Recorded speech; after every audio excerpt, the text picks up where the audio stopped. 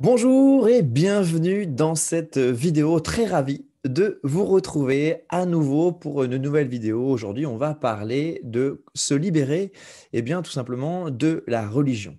Se libérer en fait des emprises inconscientes ou peut-être même conscientes que la religion a eues sur nous. Alors c'est un sujet où j'ai énormément de choses à vous raconter là-dessus et donc on va voir ça dans quelques instants. Alors, pour ceux qui ne me connaissent pas encore, je suis Louis Bert et je suis magicien dans la libération émotionnelle.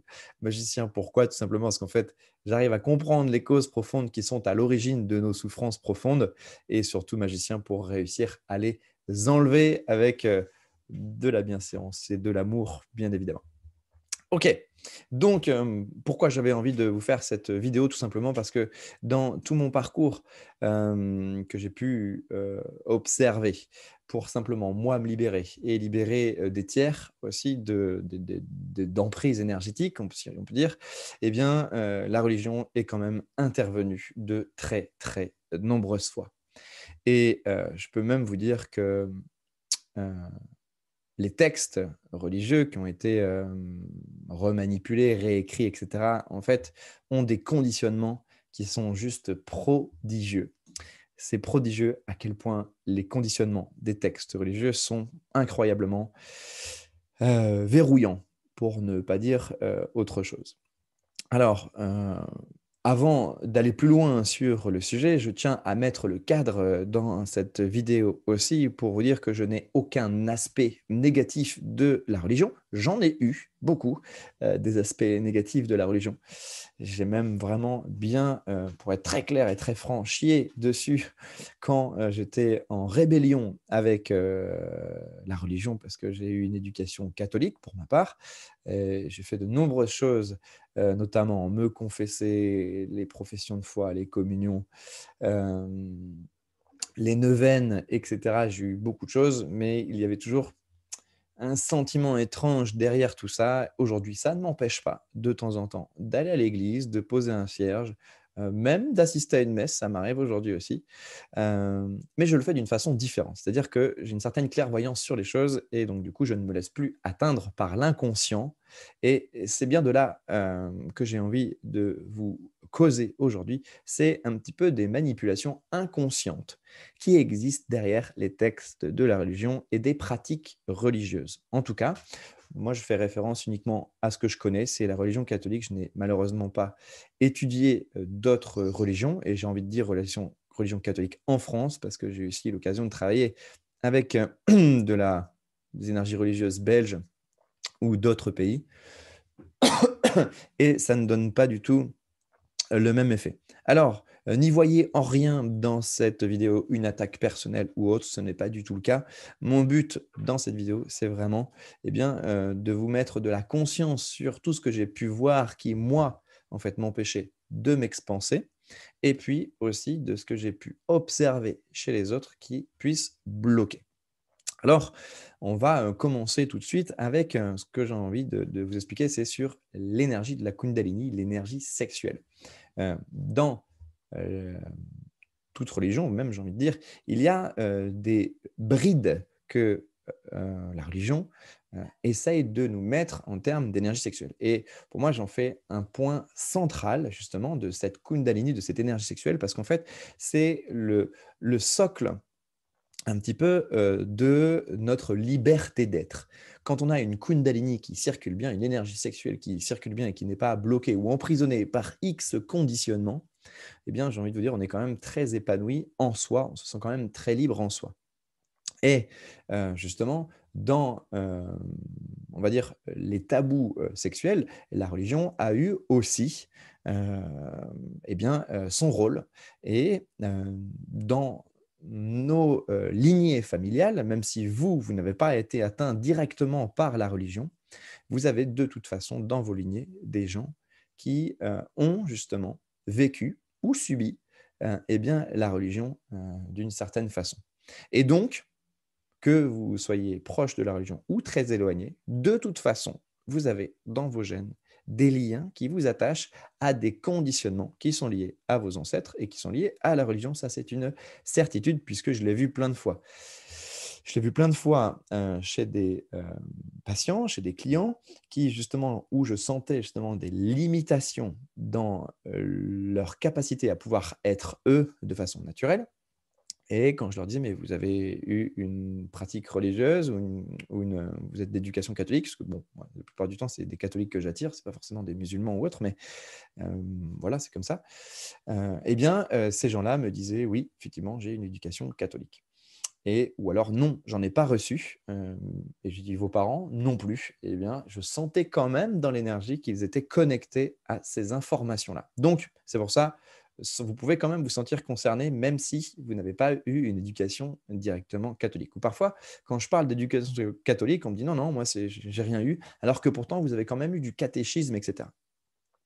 Donc, vous allez voir, je vais avoir des propos qui vont peut-être être un peu durs et un peu, peut-être choquants, si jamais vous n'avez entendu ça. En tout cas, moi, je vous dis ce que je vois, ce que j'ai vu et ce que j'ai déjà enlevé. Donc c'est du vécu, je ne raconte pas, n'importe quoi et vous pouvez, si vous avez envie, vous pouvez me remettre en cause sur ce que je vais vous raconter.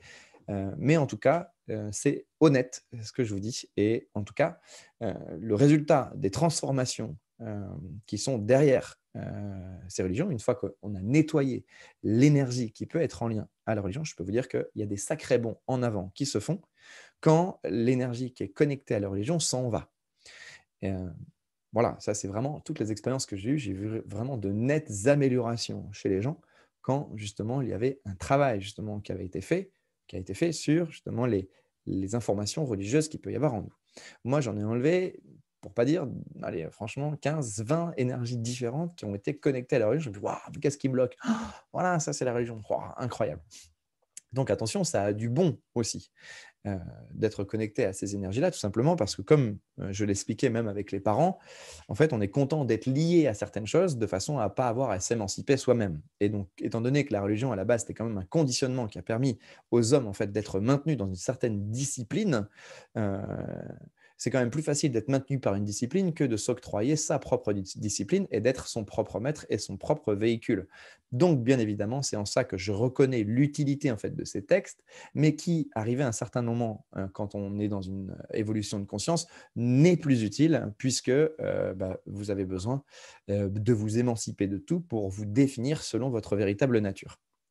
Donc voilà, ce contexte bien établi, je vais pouvoir vous expliquer un petit peu, hem, plus profondément, en fait, ce qu'il y a derrière, heu, l'énergie religieuse malheureusement. Eh bien, il y a des démons. Voilà, c'est dit, c'est fait. Il y a des démons derrière l'énergie religieuse et notamment, heu, quand on n'a pas la conscience de ce qu'on peut voir dessus, eh bien, il se passe des choses, même dans le baptême, même dans les communions, même dans, notre façon, si vous avez déjà assisté à une messe, eh bien, tout simplement, hem, de se mettre à genoux, de baisser la tête, heu, de recevoir le corps du Christ et cetera. Il y a pas mal de petites choses derrière, des informations qui passent. Alors, bien évidemment, ce que je vais vous dire là maintenant, en fait, ce ne sont pas des généralités. Il y a des choses qui passent pour certaines personnes et il y en a qui ne passent pas pour d'autres. Chacun a son karma, chacun a des choses qu'il a à vivre avec, justement, la religion ou pas. Et donc, les emprises pour une personne ne sont pas forcément les mêmes pour une autre. Donc, moi, je vous donne des exemples un peu de ce que j'ai pu voir et tirer, mais en aucun cas, je peux définir ou dire que tout le monde a les mêmes choses, d'accord?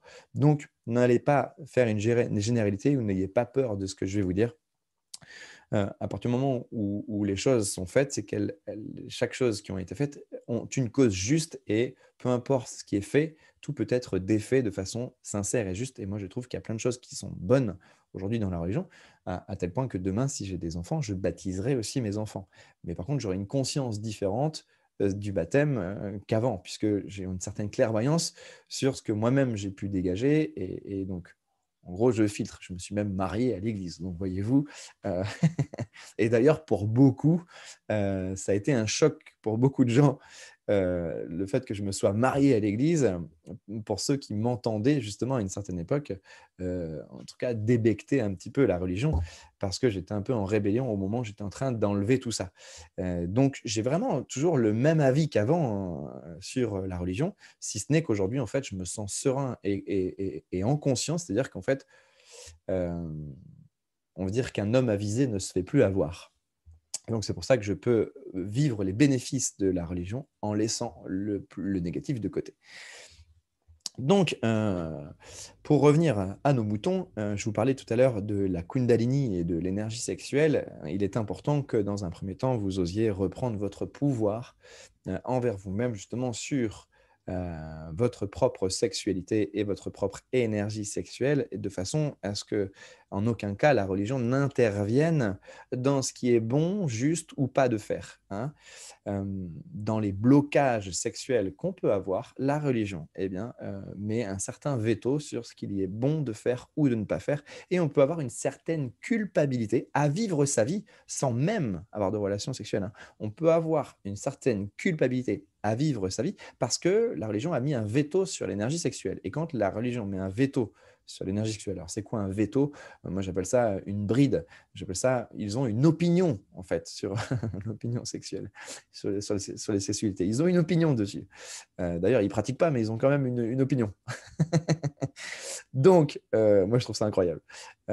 Donc, déjà, récupérer ce pouvoir-là en disant, voilà, en fait, je crée ma propre opinion, je crée ma propre version de l'énergie sexuelle. Et si je m'en réfère à quelque chose de divin, si j'ouvre mon cœur vers là-haut, en fait, tout est possible d'être fait.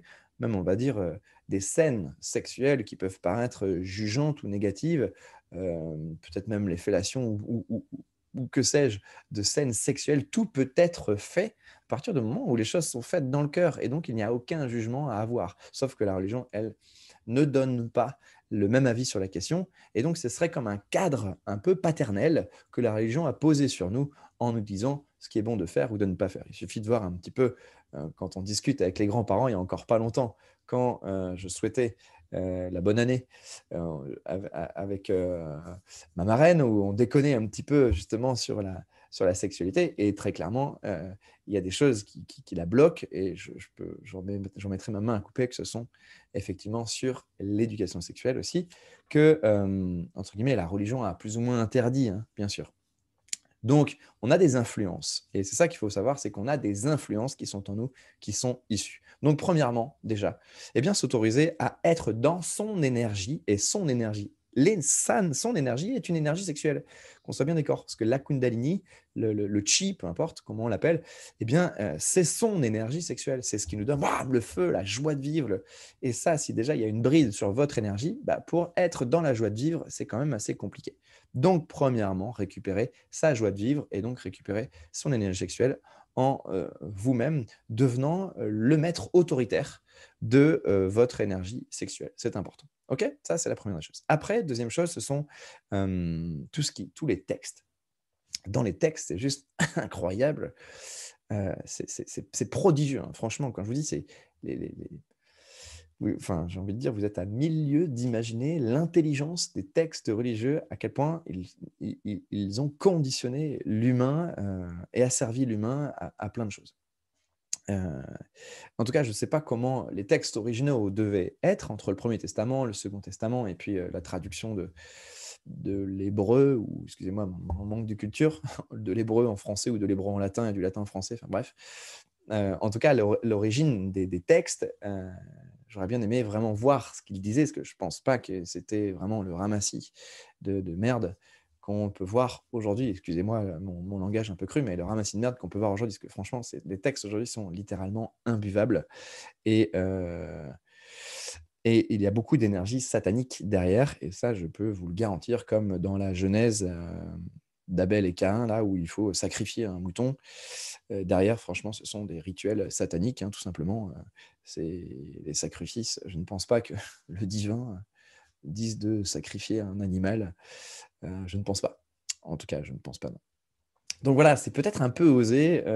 D'ailleurs, j'ose faire cette vidéo sur la religion, tout simplement parce que, bah, comme je vous l'ai dit, il y a des blocages vraiment qui sont très, très forts pour l'expansion de conscience d'un individu. Donc, eh bien, vous aussi, avez-vous, des blocages? Avez-vous identifié des blocages qui peuvent, être en lien à, la religion? Est-ce que vous, vous en avez des blocages qui peuvent être en lien à la religion? Oui ou non? Alors, une autre chose que j'ai longtemps et beaucoup, beaucoup, beaucoup, beaucoup, beaucoup, beaucoup vu, malheureusement, ce sont vraiment, ces énergies, ben, pédophiles. C'est con à dire, mais c'est un peu comme ça quand même. Derrière, quand je vous disais au tout début de la vidéo qu'il y avait des démons, hem, vous savez, toutes les perversions qu'il y a, en fait, dans, la religion et malheureusement, il faut le dire et tout le monde n'est pas comme ça aussi, hein, attendons. Tout le monde n'est pas comme ça, mais en tout cas, il y a quand même des perversions, dans la pédophilie et ben, même dans l'enseignement du catéchisme, bien souvent, je retrouve, même s'il n'y a pas eu d'acte, pédophile, heu, bien souvent, j'ai vu, des emprises énergétiques qui sont de l'ordre de la pédophilie dans l'énergie des gens et c'était en lien avec la transmission du catéchisme. Alors, vous m'excuserez de mettre ça sur le tapis, parce que, il y a encore pas si longtemps que ça, il y a moins d'un an de ça, je discutais avec un musicien, saxophoniste, lors d'une prestation, dans un village d'à côté de chez moi là, parce que quand je faisais de la trompette aussi, je faisais des animations musicales et bien, cette personne-là me disait qu'il y avait tout un réseau de prêtres pédophiles qui avait été démantelé non loin de chez lui et je crois qu'ils étaient plus de 200 à faire partie, du réseau et malheureusement, il faut quand même le dire, il y a une certaine vérité là-dessus, même si c'est triste parce qu'en fait, on a tellement fait confiance à la religion, on l'a tellement mis sur un piédestal, la religion, que, bah, finalement, bah, il faut que la balance s'équilibre parce que nous étions polarisés, en vachement bien à une certaine époque sur la religion et aujourd'hui, on se rend compte qu'il y a des prêtres pédophiles. Bien, au final, c'est bien parce que ça fait descendre, la vision un peu sacrée qu'on avait mis et beaucoup de gens aujourd'hui se sont reculés ou retirés un petit peu de la religion. En tout cas, je parle du catholique, tout simplement parce que, bah, ces dérives nous ont, remis naturellement à notre place. Donc c'est ce qu'on appelle la loi de l'équilibre qui se veut naturelle et en ça, bah, on va dire les tendances, dégueulasses hein, des prêtres, et ben, au final, c'est bien ce que ça nous, remet à notre place sur la religion. Donc moi, comme je vous dis, hein, je suis passé par cette phase de dégoût, sur la religion où vraiment je trouvais vraiment que tout était merdique. Aujourd'hui, je suis beaucoup plus mesuré et il y a beaucoup de choses en fait, sur les bénédictions religieuses qui sont très bien, même aussi la prière et la force du Christ, de la Vierge et cetera. Il y a vraiment beaucoup de choses qui sont vraiment formidables derrière ça. Mais ceci dit, ça n'empêche pas, qu'il y a beaucoup de merde aussi et qu'il y a, comme je vous le disais, beaucoup d'énergies aussi sataniques qui sont derrière. Donc le tout, c'est de veiller, en fait, dans votre cœur à ce qui vous paraît juste ou non, dans la religion et de faire vous aussi votre propre tri, de n'être ni contre ni pour, j'ai envie de dire, bien au contraire, comme dirait Coluche, mais d'être ni pour ni contre, mais simplement, en fait, d'avoir votre opinion à vous et d'être juste, avec tout ça, d'être bien tempéré. Moi, c'est pour ça que je me permets aujourd'hui de vous en parler, tout simplement parce qu'aujourd'hui, je me sens réellement tempéré, sur tous les points de vue et toute chose a, son lot de merveilles et il y a aussi des choses un peu moins bonnes. Donc, pour revenir un petit peu au texte que je vous disais tout à l'heure, hem, en fait, le verbe est sacré, d'accord? Le verbe, la parole, le verbe est sacré. Ça, c'est un point vraiment important que j'ai envie de vous expliquer. Le verbe est sacré, la parole est sacrée et le verbe a un pouvoir. Vraiment, le verbe a un pouvoir, extraordinaire. Mais, l'interprétation du rêve, du verbe, pardon, l'interprétation du verbe, elle, peut être, bien pire quand on n'a pas conscience de ce que le verbe crée dans l'inconscient. Et donc, pour être sûr de ne pas, tomber dans des manipulations verbales, j'ai envie de dire, le but, c'est toujours de ramener le verbe au cœur, vraiment au fond de son cœur et se dire: «OK, quand j'entends cette phrase, comment ça vibre pour moi? Est-ce que c'est juste ou est-ce que je la prends comme argent comptant parce que je donne mon pouvoir, à ces textes?» D'accord? Le but, c'est de ne pas donner son pouvoir et au contraire de se réapproprier son propre pouvoir et sa propre justesse et justement par rapport au texte, se dire: «OK, est-ce que ce texte-là résonne en moi de façon juste?» Ou alors, est-ce que je sens qu'il y a quelque chose qui me travaille? Ou est-ce que je donne pour argent comptant raison à ce texte, quoi? Donc là, c'est très important, en fait, d'avoir cette juste mesure des textes, de ce qu'on a appris, parce que il y a beaucoup de choses qu'on a entendues, que ce soit en catéchisme, que ce soit à l'église ou à la messe ou quoi que ce soit, qui ont malheureusement conditionné notre cerveau et c'est important de le déconditionner. Et il y a notamment une chose auquel je pense là maintenant que la religion nous dit, c'est que la religion vous dit: «Vous n'êtes pas digne de recevoir, me dit une parole et je serai guéri». Donc ça, déjà rien que ça, pour moi, c'est catastrophique. C'est catastrophique parce qu'en fait, quand, même s'il y a une certaine forme d'humilité, derrière «je ne suis pas digne de recevoir», c'est-à-dire qu'il y a une forme d'humilité, c'est-à-dire: «OK, je ne suis pas digne et donc elle ne dit qu'une parole et je serai guéri». C'est-à-dire que vraiment, quelque part, en fait, j'accepte de recevoir quelque chose de plus haut que moi, heu, mais il y a aussi cette controverse qui est, au premier sens et je ne suis pas digne et d'enregistrer aussi à un niveau, plus bas, bah, qu'en fait je ne suis pas digne et donc si je ne suis pas digne, qui je suis pour être celui que j'ai envie d'être? Et donc je serai toujours soumis à quelque chose de plus grand que moi. Et donc c'est là où il y a une juste mesure. Moi j'ai souvent eu envie d'être prêtre et il y a même un temps où je racontais des où j'écrivais des prières parce que je sens que j'ai vraiment ça en moi, quelque chose de fort, vis-à-vis du sacré, on va dire, de peut-être de la religion, je ne sais pas comment je pourrais expliquer ça, mais en tout cas du divin. Il y a quelque chose de sacré dans le divin qui est vraiment, dans mes gènes, quoi, comme si j'avais déjà été prêtre dans une autre vie. En tout cas, je pense que je suis venu dans cette vie rééquilibrer ça. Parce que vous voyez, sur le «je ne suis pas digne de te recevoir», en fait, vous n'êtes pas une merde qui doit s'incliner pour recevoir quelque chose et malheureusement, dans l'énergie, il y a aussi ça. Même si, comme je vous disais en premier, la vibration subtile du texte, c'est que vous n'êtes pas digne. En fait, c'est pas «je ne suis pas digne», c'est en fait je sais me rabaisser humblement, en fait, pour recevoir quelque chose, tout simplement pour que cette chose, elle puisse «m'élever» entre guillemets. Heu et il y a quand même un sens premier aussi qu'on peut entendre où je ne suis pas digne, je ne suis qu'une merde et donc sans, on va dire, la clémence de Dieu ou quoi que ce soit, eh bien, je ne pourrais jamais avancer dans ma vie et ça, c'est faux parce que du coup, c'est vous rendez votre pouvoir à quelque chose qui ne doit pas être rendu. Vous enlevez votre propre pouvoir et ce n'est pas ça. En fait, vous pouvez être humble et garder votre pouvoir et ça, c'est très, très important. De garder votre pouvoir, vous êtes digne d'être la personne que vous êtes et vous êtes bien évidemment améliorable, mais vous êtes digne de garder la personne que vous êtes. Ça, c'est important et bien sûr que vous pouvez demander de recevoir, mais à aucun moment donné, vous êtes soumis à quoi que ce soit pour recevoir. Donc voilà, c'était, un épisode, on va dire que j'avais envie de vous raconter, sur la religion. Il y en a des milliers d'autres, hein, très sincèrement. Mais un des plus marquants, c'était celui-là qui me revenait en tête. Mais c'était surtout pour poser de la conscience un petit peu sur tout ça et puis vous dire, qu'en fait, nous sommes, vous êtes le maître, en fait, de ce que vous avez envie de devenir et parce que le maître que vous êtes, lui, est guidé par le divin. Et donc quand vous savez reconnaître, le maître, vous savez reconnaître le divin. Bien sûr, l'ego ne s'approprie pas qu'il est le maître, parce que autrement ça veut dire: «Allez, je suis le maître». Non, c'est pas là mon propos. Mais c'est vraiment, en fait, vous êtes le maître, en fait, de diriger votre vie selon le divin qui est en vous et il y a pas d'intermédiaire. Il y a pas, on s'adresse pas aux saints ou on s'adresse pas à des intermédiaires pour que vous puissiez vivre, promptement, votre, le maître absolu que vous êtes déjà, au niveau du divin. On vous a déjà tout donné, Dieu vous a déjà tout donné ou le divin vous a déjà tout offert.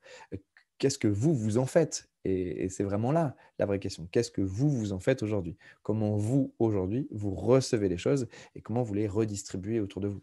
Donc, n'ayez pas d'intermédiaire, c'est vous le patron, hein, d'accord? C'est vous le maître du jeu, et le maître, lui, comment dire? A cette disposition à être enseigné et à recevoir de la vie. Parce que notre maître, c'est la vie, tout simplement. C'est la vie qui nous enseigne et Dieu est dans la vie en permanence et il est partout. Donc même si les textes et la religion ont conduit les hommes à une certaine rigueur, discipline, et cetera, et qu'aujourd'hui il y a un peu cette explosion, on va dire de la religion, le but est vraiment quand même, heu, bah, qu'en fait vous redeveniez vous, l'idéal de ce que vous avez envie d'être au profond de vous et que vous récupériez les rênes de votre vie. Voilà, c'était le message que j'avais envie de vous faire passer dans, cette vidéo sur la religion. J'espère que, ça n'a pas été trop long pour vous et puis, bah, je vous souhaite, heu, j'avais envie de dire un excellent dimanche et à nous revoir comme à l'église, tu sais? Non, je vous souhaite une excellente journée et je vous dis à très bientôt. N'hésitez pas à laisser des commentaires en dessous pour savoir si mes propos ont été bien clairs et si tout est intelligible pour vous. À très bientôt. Salut, ciao.